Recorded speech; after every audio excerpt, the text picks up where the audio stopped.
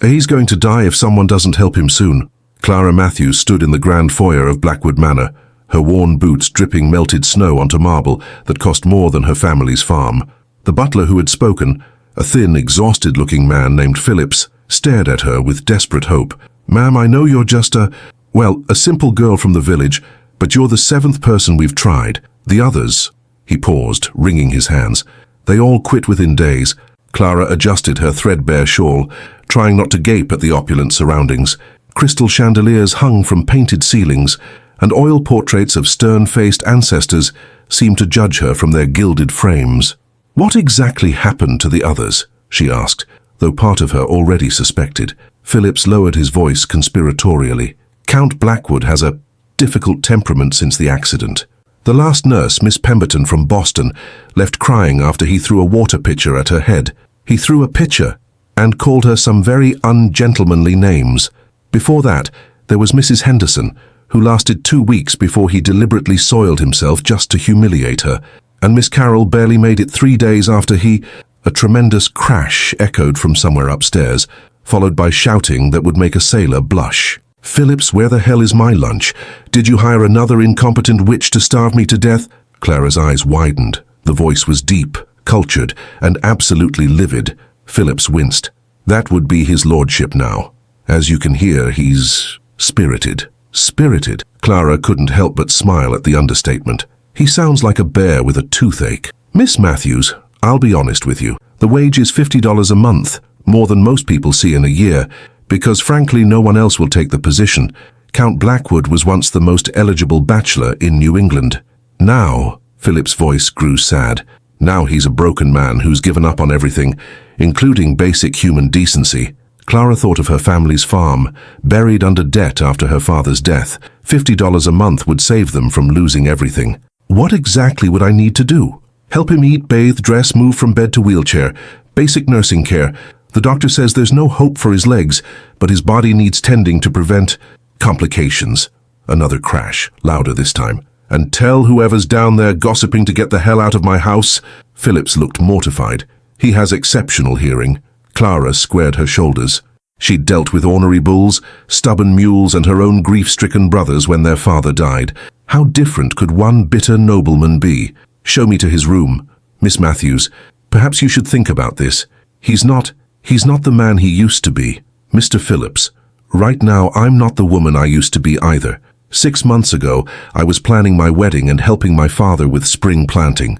Now my father's dead. My fiancée ran off with the banker's daughter, and we're about to lose our home." Clara's voice was steady, but Phillips could see the steel beneath her gentle exterior. "I've learned that sometimes broken things can be mended, and sometimes the people who push others away the hardest are the ones who need help the most." Phillips studied her for a long moment, then nodded slowly. "Very well, but, Miss Matthews, don't take anything he says to heart." The accident changed him. They climbed the grand staircase, Clara's simple grey dress a stark contrast to the luxury surrounding her. At the end of a long hallway, Phillips stopped before ornate double doors. "Count Blackwood?" Phillips called through the wood. "I have someone here to—" "I don't care if you have the Queen of England out there. I told you, no more nurses." Clara stepped forward, and before Phillips could stop her, pushed open the doors. The room was magnificent and terrible all at once. Rich burgundy wallpaper, a fireplace large enough to stand in, windows overlooking snow-covered gardens.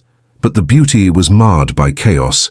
Overturned furniture, broken dishes, books scattered across Persian rugs. And in the center of it all, sitting in a wheelchair beside his massive 4-poster bed, was the most devastatingly handsome man Clara had ever seen. Count Nathaniel Blackwood looked like a fallen angel. Dark hair disheveled, grey-blue eyes blazing with fury, aristocratic features twisted in a scowl that should have been intimidating, but somehow only made him more striking. His white shirt was open at the collar, revealing a glimpse of muscled chest that proved his upper body remained magnificently strong. "What the hell?" He stopped mid-curse, clearly not expecting to see a young woman in peasant clothes standing in his doorway. Clara took in the scene calmly. The broken china, the man's obvious distress, the way his hands gripped the wheelchair arms with white-knuckled intensity. "Good afternoon, your lordship," she said politely, stepping into the room as if she visited paralyzed counts every day. "I'm Clara Matthews. I'm here to help you." "Help me?" His laugh was bitter and sharp. "Look around, girl. I'm beyond help. I'm a crippled shell of a man who can't even—" He gestured angrily at his motionless legs. "I don't need your pity."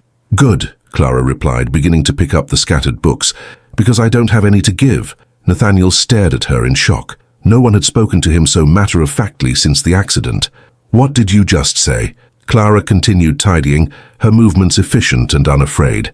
"I said I don't have pity for you.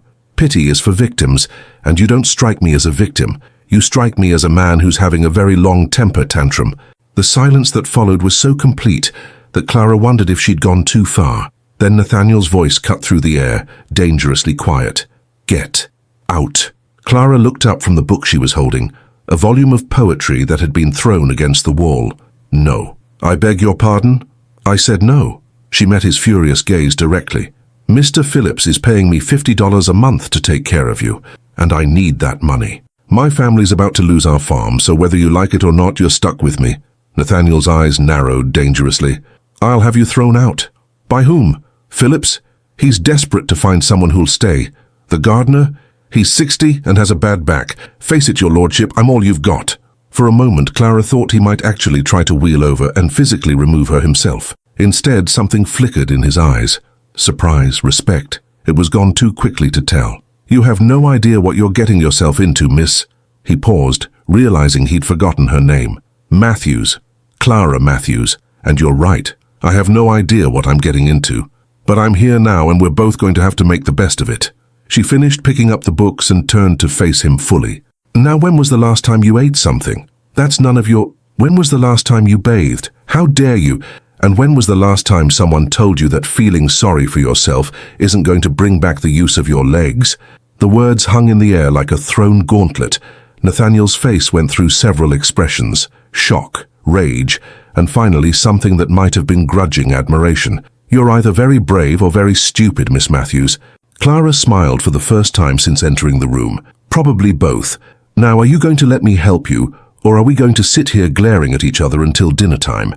Outside, snow continued to fall against the windows, but inside Nathaniel Blackwood's chamber, something had shifted.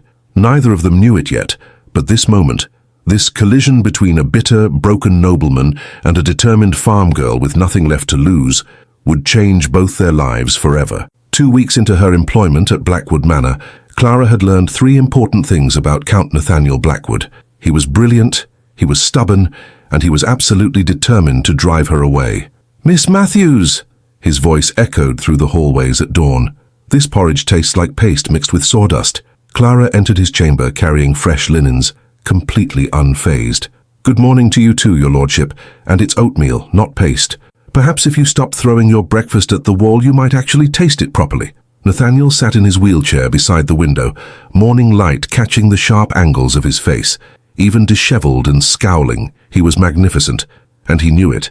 He'd been using his looks to intimidate women since he was 16, but Clara Matthews seemed immune to his charm and his fury alike. "I want eggs Benedict. Hand coffee from the imported beans, not whatever swill Phillips has been serving." "I'm sure you do." Clara began stripping his bed with brisk efficiency. "But you'll eat what cook prepares, and you'll be grateful for it." "Grateful?" Nathaniel wheeled closer, his grey-blue eyes flashing dangerously. "Do you know who you're speaking to? A man who can't feel his legs, but seems perfectly capable of exercising his mouth." Clara didn't even look up from tucking the fresh sheets. "Now, when did you last wash your hair? It's looking rather neglected."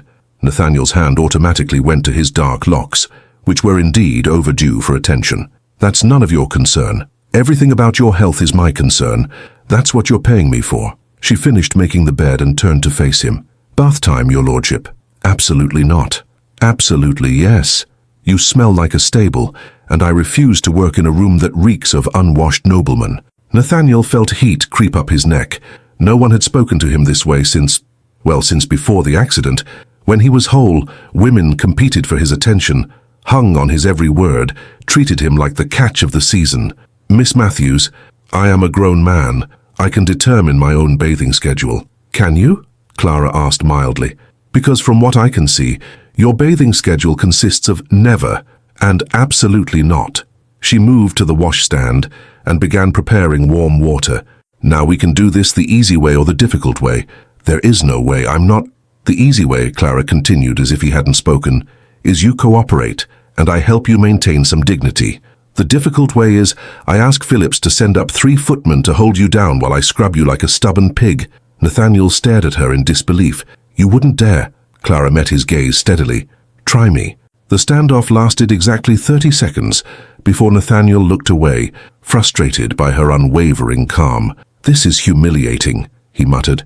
"What's humiliating is a grown man who's given up on basic hygiene because he's too busy feeling sorry for himself." Clara's voice was gentle but firm. "The accident took your legs, not your dignity. Only you can give that away." Her words hit harder than any of his previous nurse's sympathy or Philip's worried hovering. Nathaniel found himself studying Clara's face, really looking at her for the first time since she'd arrived. She was beautiful, but not in the polished way of the society women he'd known. Her beauty was honest, earned through hard work and genuine kindness. Her hands were calloused from farm work, but gentle when she helped him. Her green eyes saw through his anger to something deeper. "Why don't you quit?" he asked suddenly. Clara paused in her preparations. "What? Every other nurse has run off in tears or fury. You've been here 2 weeks, and I've been—" He searched for the right word. "Difficult. Difficult." Clara laughed, surprising him. "Your lordship, you've called me 17 different unflattering names, thrown food at me 6 times, and yesterday you tried to wheel yourself into the fireplace rather than let me help you dress. Difficult doesn't begin to cover it." "Then why stay?"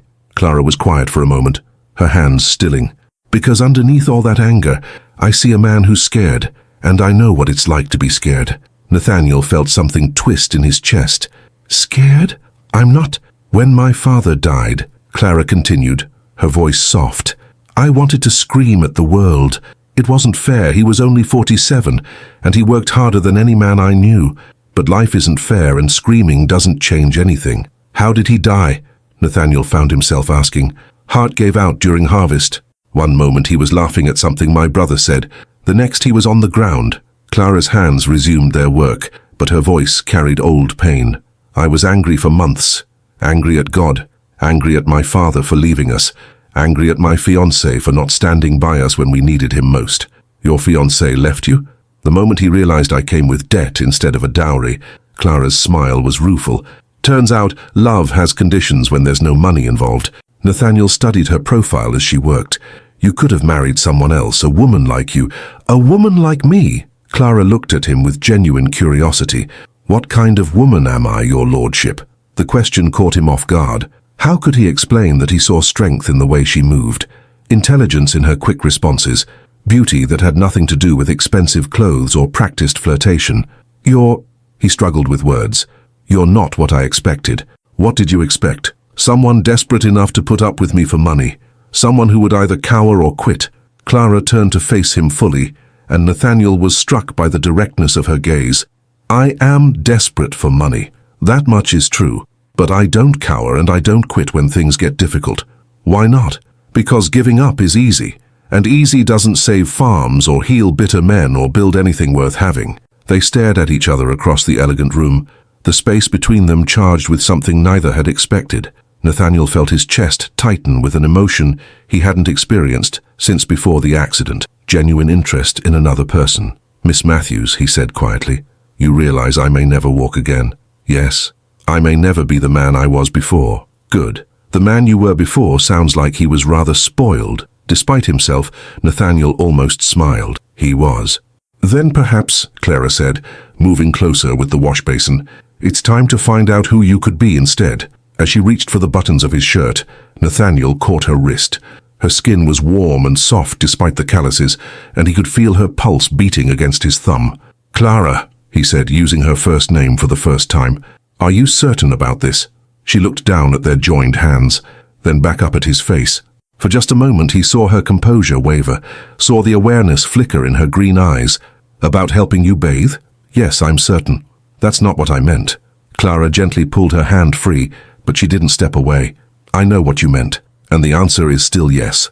As she began to help him remove his shirt, Nathaniel realized that somewhere in the past 2 weeks, his campaign to drive her away had become something else entirely. He was falling in love with the stubborn, beautiful, impossible woman who refused to let him destroy himself. But he was also terrified that if she ever learned the truth about his accident, about what he'd been doing the night his horse fell, She would leave him just like everyone else.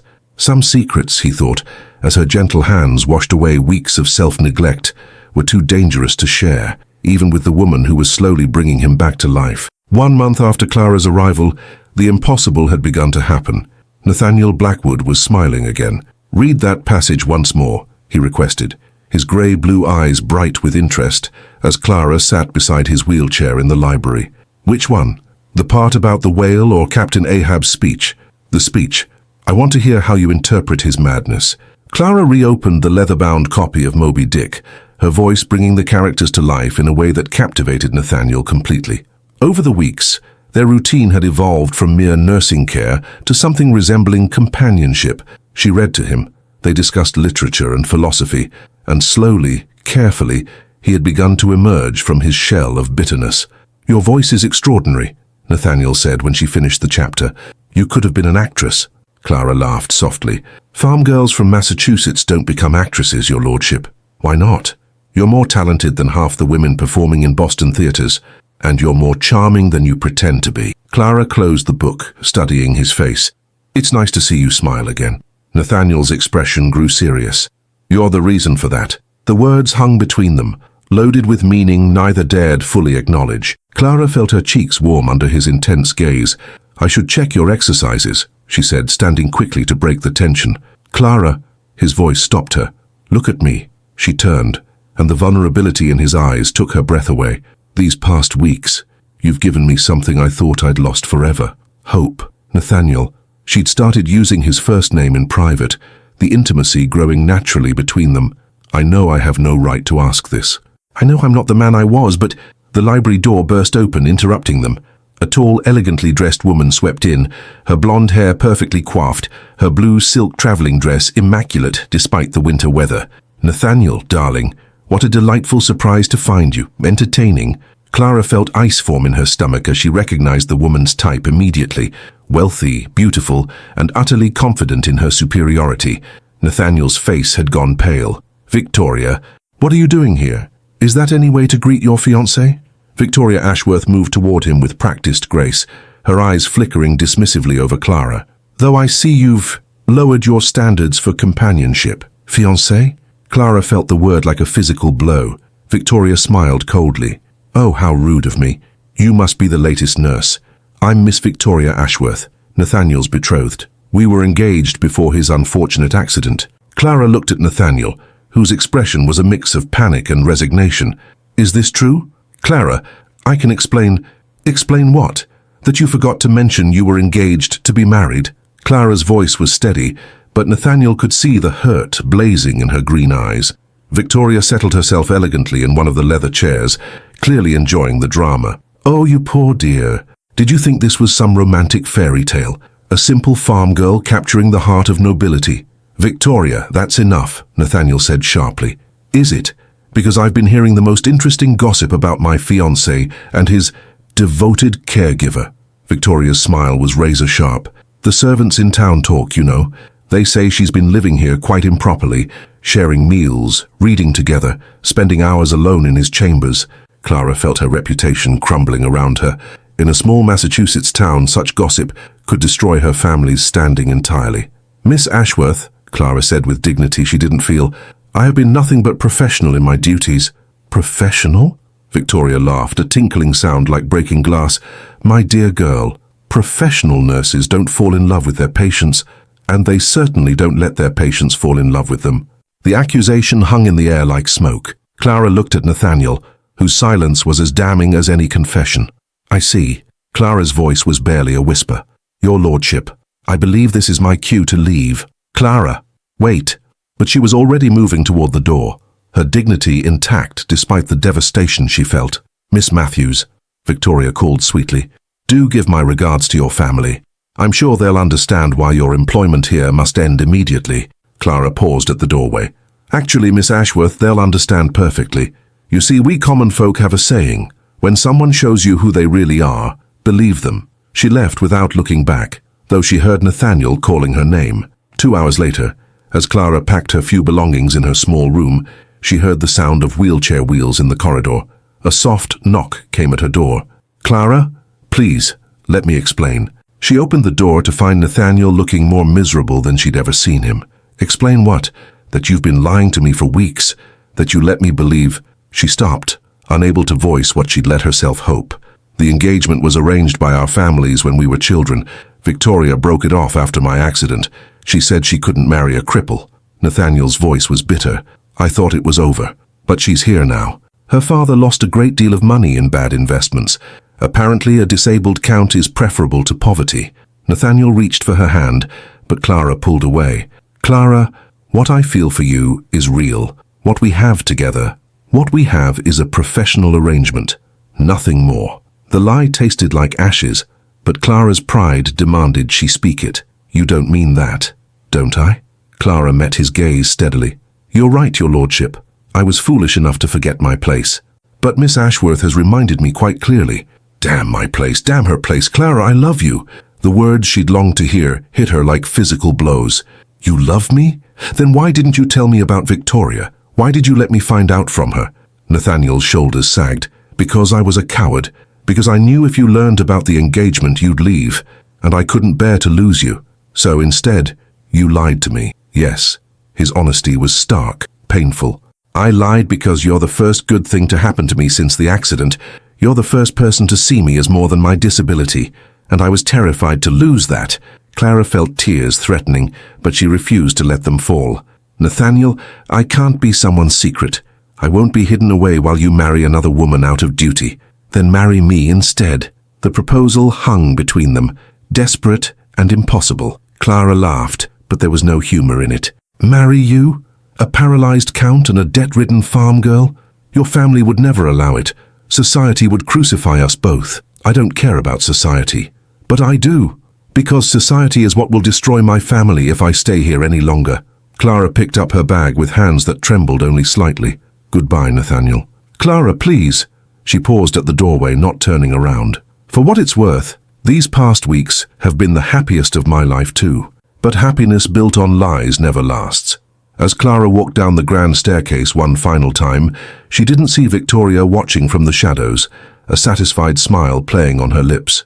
Nor did she see the letter Victoria pulled from her reticule, a letter that would reveal the true reason for Nathaniel's accident and destroy any chance of Clara ever trusting him again. Some secrets, Victoria knew, were too explosive to keep buried forever. And some love stories needed to be crushed before they could bloom. 3 months had passed since Clara left Blackwood Manor, and the Matthews farm had never looked worse. Without the $50 a month, they'd been forced to sell their best livestock, and the winter had been brutal on their remaining crops. Clara stood in the barn trying to coax their last milk cow to cooperate when her younger brother Samuel burst through the door. "Clara, there's a fancy carriage coming up the road." Her heart lurched. For weeks after leaving the manor, she'd hoped Nathaniel would come after her. Then she'd prayed he wouldn't. Now, 3 months later, she'd convinced herself she was over him. "It's probably just someone lost," she said, not trusting her voice. "No, Clara, it's got the Blackwood coat of arms on it." Clara's hands stilled on the milk pail. "Did you see... is the count in it?" "No, it's a woman. A real fancy one. Victoria." Clara's stomach sank. What could Nathaniel's fiancée possibly want with her? 20 minutes later, Clara understood exactly what Victoria wanted. Total destruction. "This letter," Victoria said, seated primly in the Matthews' humble parlour like a queen among peasants, "was found among the belongings of one Miss Sarah Fleming. Perhaps you remember her?" Clara shook her head, confused. She was the young woman Nathaniel was visiting the night of his accident. Victoria's smile was venomous. "You see, my dear, your precious count wasn't the noble gentleman you thought he was." She handed Clara a letter written in elegant feminine script. As Clara read, her face grew pale. "My dearest Nathaniel, I cannot continue this deception any longer. My husband grows suspicious, and I fear what he might do if he discovers our affair. Last night was beautiful, but it must be our last. I'm leaving Boston tomorrow to return to my family in Philadelphia. Please don't try to follow me. What we had was passionate, but it was built on lies. You deserve better than a married woman who can never truly be yours. Forever yours, Sarah." Clara's hands trembled as she looked up. What does this have to do with his accident?" Victoria's eyes glittered with malicious satisfaction. "Oh, my innocent little farm girl. Nathaniel received that letter the evening of March 15th. The same night he rode out in a thunderstorm, drunk and reckless, and crashed his horse trying to reach the train station to stop her from leaving. The room seemed to spin around Clara. You're lying. Am I? Ask Phillips. Ask anyone at the manor. Nathaniel was having an affair with a married woman. When she left him, he rode out like a madman and destroyed his legs trying to win back his paramour. Victoria leaned forward. Your noble count isn't paralyzed because of some tragic accident. He's crippled because he was chasing after another man's wife. Clara felt sick. All those weeks when Nathaniel had said nothing about the cause of his accident, when he'd deflected her questions with bitter humor or silence. Why are you telling me this? Because, my dear, I need you to understand what kind of man Nathaniel Blackwood really is. He's selfish, reckless, and willing to destroy lives, including his own, for his passions. Victoria stood gracefully. And now he's doing it again. What do you mean? He's called off our engagement, publicly. He's declared his intention to marry you instead, despite the scandal it will cause our families. Victoria's voice turned cold as winter. I won't allow it. Clara's heart stopped. What? 2 weeks ago, Nathaniel announced to both our families that he was releasing me from our engagement because he'd fallen in love with his nurse, a common farm girl with no fortune, no connections, and no understanding of what such a marriage would cost. The room fell silent except for the ticking of the old mantel clock. You see, Victoria continued, if Nathaniel marries you, both our families will be ruined by scandal. My father will lose his remaining investments. Nathaniel's family has been supporting them since my father's losses. Your family will be ostracized completely. No one in proper society will do business with people connected to such a disgraceful marriage. But if he marries you, everyone saves face. My family avoids bankruptcy. His family avoids scandal. And you, Victoria smiled coldly, you and your family can live quietly, debt-free, on the generous settlement Nathaniel has arranged. She placed a bank draft on the worn wooden table. Clara's eyes widened at the amount. $10,000, enough to save their farm and provide for her family's future.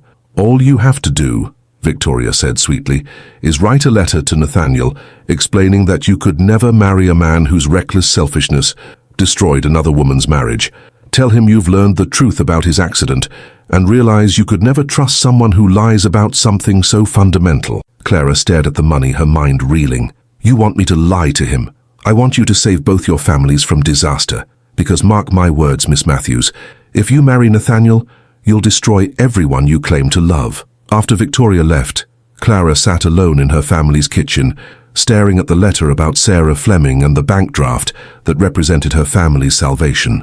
The truth about Nathaniel's accident changed everything. He hadn't been the victim of random misfortune. He'd been a reckless man pursuing a married woman.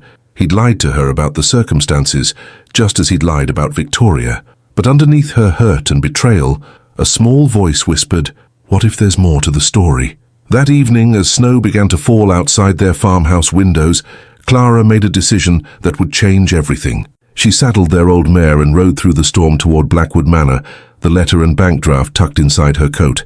She needed to hear the truth from Nathaniel himself, all of it, no matter how painful, because despite everything, despite the lies and the scandal and the impossible obstacles between them, her heart still belonged to the broken man who had learned to smile again in her presence. But when she arrived at the manor, what she discovered would test everything she thought she knew about love, sacrifice, and the difference between the truth and the whole truth. Some secrets she was about to learn were kept not to deceive, but to protect, and some lies were more honest than any truth could be. Clara arrived at Blackwood Manor to find it in chaos. Carriages filled the circular drive, lights blazed in every window, and she could hear raised voices echoing from within the grand house. Phillips met her at the servants' entrance, his face grave with worry. "Miss Matthews, thank God you've come. His lordship, and he's in a terrible state. What's happening? Why are there so many carriages?" "The families are here. Both families. They're trying to force him into the marriage with Miss Ashworth tonight. They've brought a minister and everything." Phillips wrung his hands.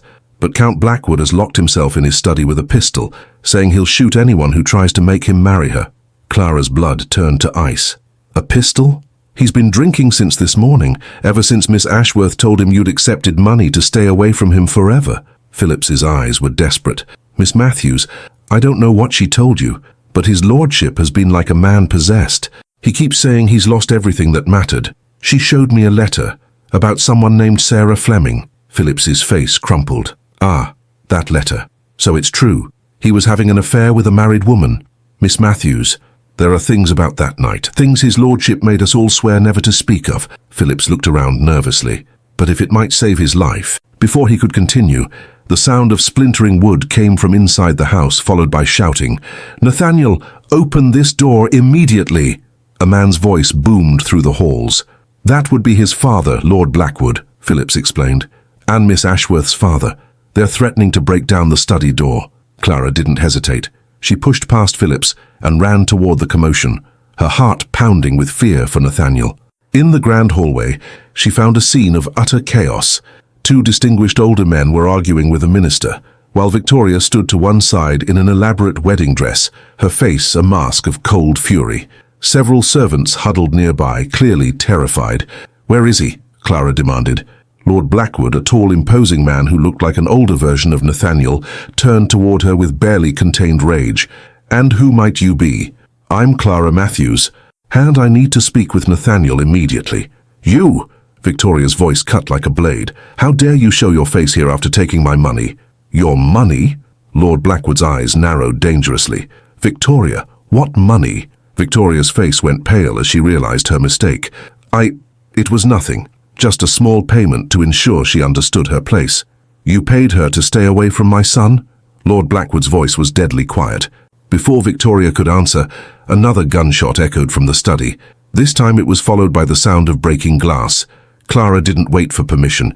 She ran to the study door and pounded on it with her fists. "Nathaniel, it's Clara! Open the door!" Silence. "Nathaniel, please! I know about Sarah Fleming. I know about the letter. But there's something I need to tell you." The sound of a wheelchair approaching the door was followed by the click of the lock being turned. The door opened to reveal Nathaniel in the worst state she'd ever seen him. His dark hair was disheveled, his eyes were red-rimmed from alcohol and despair, and he held a pistol loosely in one hand. "Clara?" His voice was rough, disbelieving. "But Victoria said, she said you'd taken money to stay away." "I did take her money," Clara said gently, stepping into the study and closing the door behind her. "But not for the reason she thinks." She pulled the bank draft from her coat and tore it in half, letting the pieces flutter to the floor.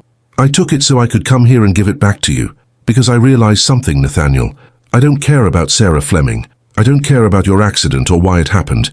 I care about the man who taught me that broken things can be beautiful." Nathaniel stared at the torn pieces of money, then at Clara's face. You don't understand. The things I did, the night of the accident." "Then tell me everything." Nathaniel wheeled himself to the window, his shoulders shaking. "Sarah Fleming was married to a man who beat her. She came to me for help. Her husband owed my family money, and she begged me to forgive the debt in exchange for her freedom." Clara felt her heart stop. "She wasn't your lover?" "No. She was a desperate woman trying to escape a brutal marriage. I agreed to help her leave Boston safely." Nathaniel's voice was thick with pain. "The letter Victoria showed you. Sarah wrote it to make it look like we'd been having an affair. She thought if her husband believed she'd run off with another man, he'd be too ashamed to follow her. But the accident. I was riding to the train station to give her the money she'd need to start over. It was raining, and my horse spooked at lightning. When I fell," Nathaniel gestured to his useless legs, "Sarah thought I was dead. She took the money from my coat and disappeared." Clara felt tears streaming down her face. "Why didn't you tell me this before?" "Because if anyone learned the truth, they could find Sarah and drag her back to her husband, the man who beat her nearly to death." Nathaniel finally turned to look at her. "I let everyone think I was a reckless fool chasing after a married woman because it protected her. You let your reputation be destroyed to protect someone else. My reputation was a small price to pay for a woman's life." Clara moved toward him, her heart breaking with love and admiration. "Nathaniel, you beautiful, noble fool." "Clara, I'm still paralyzed. I'm still not the man I was before." "You're better than the man you were before." She knelt beside his wheelchair, taking his face in her hands. "You're the man who sacrificed his reputation to save a stranger. You're the man who learned to find hope in the darkest place.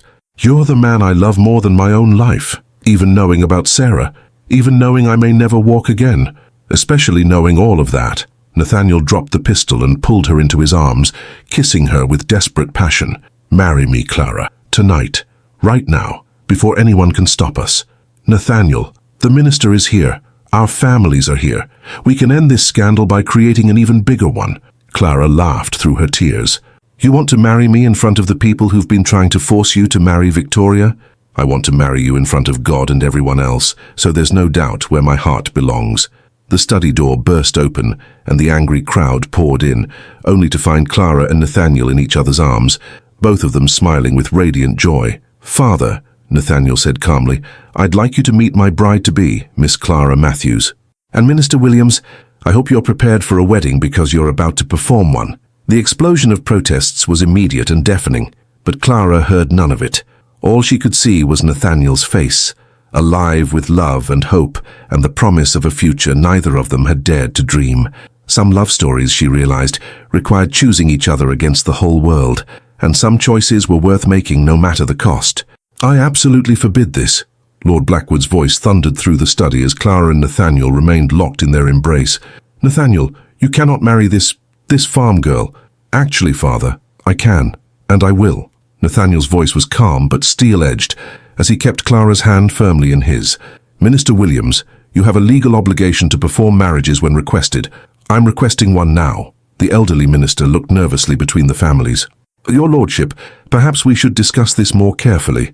"There's nothing to discuss," Victoria interjected, her beautiful face twisted with rage. "This is preposterous. You cannot seriously intend to marry your nurse." "I intend to marry the woman I love," Nathaniel replied simply. "Clara, will you have me? Knowing that it means scandal, knowing that society will shun us, knowing that you'll be a countess married to a man who may never walk again?" Clara looked around the room at the shocked, angry faces, then back at Nathaniel. In his grey-blue eyes she saw her entire future. Not perfect, but real. Not easy, but true. "Yes," she said clearly, her voice carrying to every corner of the room. "I'll marry you, Nathaniel Blackwood. Tonight. Right now." "This is madness." Lord Blackwood stepped forward. "I'll cut you off completely. You'll inherit nothing." "Good," Nathaniel said mildly. "Then Clara and I will have to make our own way in the world, together." Victoria's father, a thin man with calculating eyes, spoke up. "Nathaniel, be reasonable. Think about what you're throwing away. Your title, your inheritance, your family's good name." "I'm thinking about what I'm gaining." Nathaniel lifted Clara's hand to his lips. "Everything that actually matters." Phillips appeared in the doorway carrying a leather portfolio. "Excuse me, your lordship, but there's something you should know about the inheritance." Lord Blackwood whirled around. "What about it?" Phillips opened the portfolio with shaking hands. "I've been going through the late Countess's papers, your mother's papers, sir, and I found her actual will, the one she wrote just before she died. That's impossible. My wife's will left everything to Nathaniel conditionally. No, sir, this will supersedes the previous one, and according to this document—" Phillips paused, looking directly at Clara. "The inheritance goes to Nathaniel only if he marries for love, not obligation. Specifically, it says he must choose a woman of good heart over a woman of good breeding, true affection over advantageous connection." The room fell deadly silent. "Furthermore," Phillips continued, "if Lord Nathaniel marries Miss Clara Matthews, they inherit not just the estate but also the Dowager Countess's private fortune, which amounts to considerably more than the family holdings." Victoria's face had gone ashen. That can't be legal." "I'm afraid it is, miss. The Dowager Countess was very specific. She wrote that she'd watched too many loveless marriages destroy happiness, and she wanted her son to have what she never did, a marriage based on genuine affection." Lord Blackwood sank into a chair, looking stunned. "My mother left those instructions." "She did indeed, sir. She also left a personal note." Phillips handed over a sealed envelope. "For Master Nathaniel, to be opened on his wedding day." Nathaniel broke the seal with trembling fingers and read aloud, "My dearest son, if you are reading this, it means you have chosen love over duty, and my heart rejoices. I spent 40 years married to a man I respected but did not love, and I would not wish that emptiness on my worst enemy, much less my beloved child. Marry for love, Nathaniel. Choose the woman who sees your heart, not your title. Choose the one who will stand by you in darkness as well as light. And know that wherever I am, I'm dancing at your wedding. All my love, Mother." Nathaniel looked up to find his father crying, the first time he'd ever seen the stern man show such emotion. "She knew," Lord Blackwood whispered. "Even before the accident, she knew you'd need to choose love over convention. Father, son, forgive an old fool. Your mother was wiser than I ever gave her credit for." Lord Blackwood stood slowly and approached Clara. "Miss Matthews, I owe you an apology. Will you accept an old man's blessing on your marriage?" Clara felt tears streaming down her face. "Of course, your lordship. Please, call me father. You're about to be family." Victoria made one last desperate attempt. "This is all very touching, but the scandal will still destroy both our names. People will talk." "Let them talk," Clara said firmly. "I'd rather be talked about for marrying for love than for marrying for money." Minister Williams stepped forward, clearly moved by the scene. "Well then, if everyone is in agreement, shall we proceed with the ceremony?" 20 minutes later, Clara Matthews became the Countess of Blackwood in the most unusual wedding ceremony Massachusetts had ever witnessed. She wore her simple grey dress, he sat in his wheelchair, and their vows were witnessed by a room full of people who had tried to prevent the marriage from happening. But when Nathaniel kissed his bride, there wasn't a dry eye in the room. 3 weeks later, the scandal had already begun to fade, replaced by admiration for the young countess who had brought joy back to the grieving Blackwood family, and the count who had chosen love over tradition. Clara stood in the garden of Blackwood Manor, watching Nathaniel work with a new physical therapist who believed there might be hope for some recovery in his legs. Whether he ever walked again didn't matter to her. What mattered was the light in his eyes, the laughter that once again filled the halls of the manor, and the way he looked at her every morning as if she were a miracle. "Countess," Phillips approached with the day's correspondence. "You have a letter." Clara recognized the handwriting immediately. It was from Sarah Fleming. "Dear Count and Countess Blackwood, I read about your wedding in the Philadelphia papers, and I wept with joy. Nathaniel, you saved my life that terrible night, and I have never forgotten your sacrifice. I have remarried, a kind man who knows my history and loves me despite it. We have a small farm in Ohio, and we are happy. Clara, you are blessed to have found such a man, and he is blessed to have found such a woman. Thank you both for showing the world that love conquers all. Your friend always, Sarah." Clara folded the letter carefully, her heart full of gratitude for the chain of events that had brought her to this moment. "Good news?" Nathaniel asked, wheeling over to join her in the garden. "The best news. Sarah is safe, happy, and free, and we're together, against all odds." Nathaniel took her hand, bringing it to his lips. "Clara, do you ever regret it? Giving up your simple life for all this complexity?" Clara looked around at the beautiful garden, the grand manor that was now her home, and finally at the man who had become her whole world. "Nathaniel, I gave up nothing and gained everything. You taught me that love isn't about what you can give someone. It's about what you're willing to share with them. Your struggles, your dreams, your hope for the future." "And what's our future, do you think?" Clara smiled, placing her free hand over her still flat stomach, where their first child was growing, a secret she planned to share with him tonight. "Our future is whatever we choose to make it, together."